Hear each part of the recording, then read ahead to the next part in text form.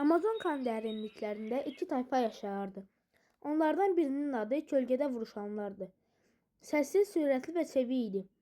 Onlar gecənin içində yox olur, son zərbəni isə gözlənilməz an edərdilər. Bu tayfanın başçısı olan Kail çox ağıllı və təmkinli insan idi. Digər tərəfdə isə Olovun övladları.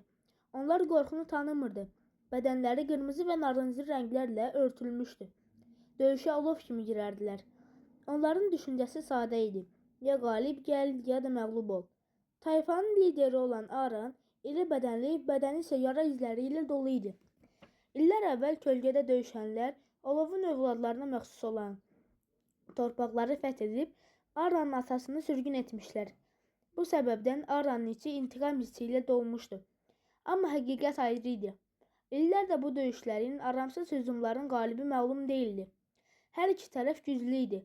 Bir gün səhər duman hələ çəkilməmişdi ki, il çox sükutu pozdu.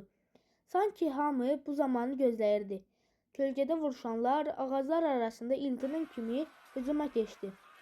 Onların addımları eşidilmirdi. Yalnız torpağın yüngül titrəyişi düşmənin yaxınlaşdığından xəbər verirdi. Amma Olovun övladları geri çəkilmədi. Aran qışqıraraq, "Bugün qalib biz olacağıq" dedi. Aran səsini eşidən Olov döyüşçüləri birlikdə hücuma keçdi.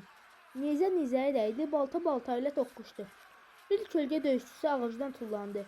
Düşmənin belinə enib bıçağını boynundan sancdı. Eyni anda Olov döyüşçüsü onu arxadan nizə ilə deşdi. Qışqırıqlar, ildırım səsi, hər şey bir-birinə qarışdı. Döyüşün ortasında kölgədə vuruşanların lideri Kail dəssizcə ağaca söykənmişdi. O döyüş meydanını izləyirdi. O hərəkət etmirdi ta ki Aran ona doğru irəliləyənə qədər. Bir anlıq hər şey dayandı. Bir-birinə qartal kimi hücum etdilər. Kail sürətli idi. O Aranın zərbələrindən qaçır, bıçaqları ilə boşluq axtarırdı. Amma Aran da güclü idi. Onun hər zərbəsi yeri titrədirdi. Bir səhv hərəkət Kailin sonu ola bilərdi. Aran baltasını havada döndərib Kailin çiyninə vurdu. Qan sıçradı. Kail diz çöktü. Aran bitiriş zərbəsini vurmadan əvvəl dedi: "İndi atamın intiqamını alacağam." Kail sözünü dedi: "Sənin atanı biz kölgədə vuruşanlar öldürməmişik. Onu sən qardaşın Aryan edib." Aran duruxub qaldı, bilmədi nə etsin. Tam o anda Kail ona bıçaq sancdı. Kail qalib gəldi deyə hamı düşündü.